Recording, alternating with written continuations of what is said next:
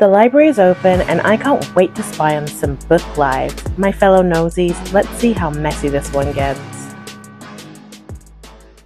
Only for Me by K.C. Mills. So this one is following both Amari and Makari. Basically, they meet and they have a one-night stand. She leaves in the morning. When they both run into each other again, Amari finds out that she has a 4-month-old baby. That sounds about right for when they last saw each other. So he immediately wants to find out more to see if this baby is his.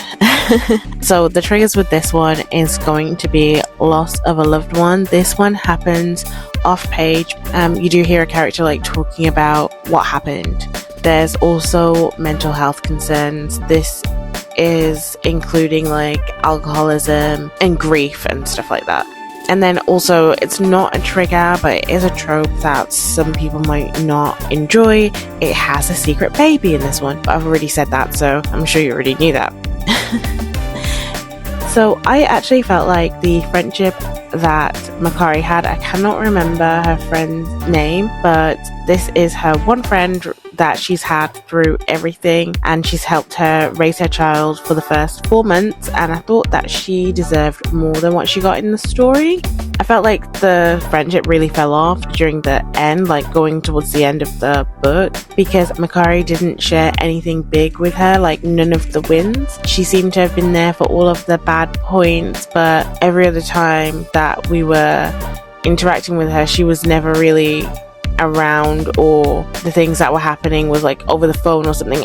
Also, I felt like Makari could have been more honest about her feelings sooner, especially once Almiri made his intentions clear and had shown her that it was more than words. She could have been braver, and I felt like it would have shown more development, since she had like a lot of fears that held her back in some ways. So we don't really get to see her working through that or overcome it, because she only lets go once it's a sure thing. So I thought that was a bit of a missed opportunity. Also, this one, I thought that Makari and the DNA lady really hit it off, and I was actually hoping that her and Makari would be friends. I know it's weird, but I feel like it could have worked.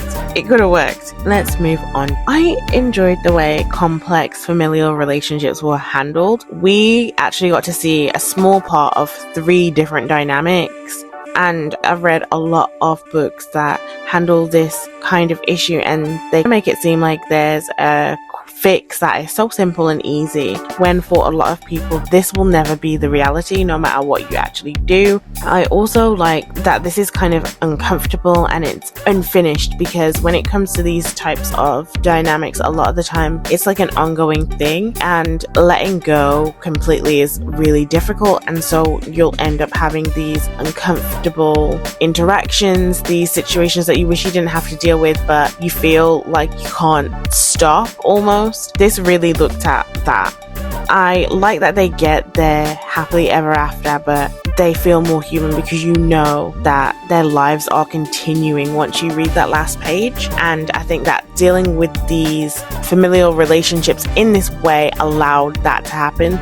Watching Almiri, who was so flawed in the beginning, from both the outside looking in and from his own perspective, as well as the people that are like close to him as well, it was so inviting to the reader with the way that they dealt with this. And then the social media aspect, because you've got everyone looking and judging, making comments, deciding on what the truth is, and it almost made the reader one of the anonymous public, viewing someone's life and deciding if it's good enough. I felt like this really held a mirror up to society, especially when it comes to those that are in the public eye. You know, like we've got a lot of parasocial relationships these days, and people expecting so much more from celebrities and watching them so much more closely. It just makes you think again as well about all those different headlines that we see every day. Like there's so many headlines about so many celebrities, and they use so much for clickbait. So you see all these headlines, and a lot of people don't read past the headline. So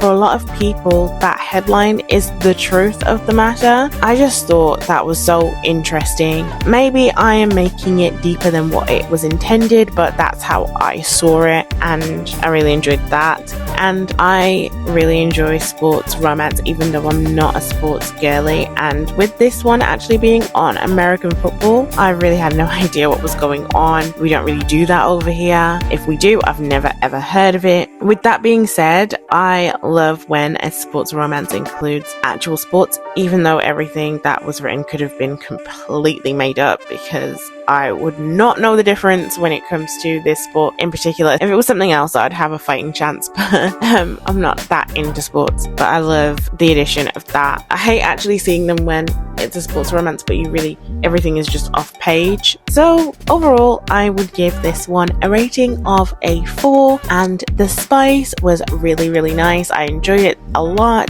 They had a lot of chemistry, which is always great. That's always going to make everything so much better. So I will also give that one a 4.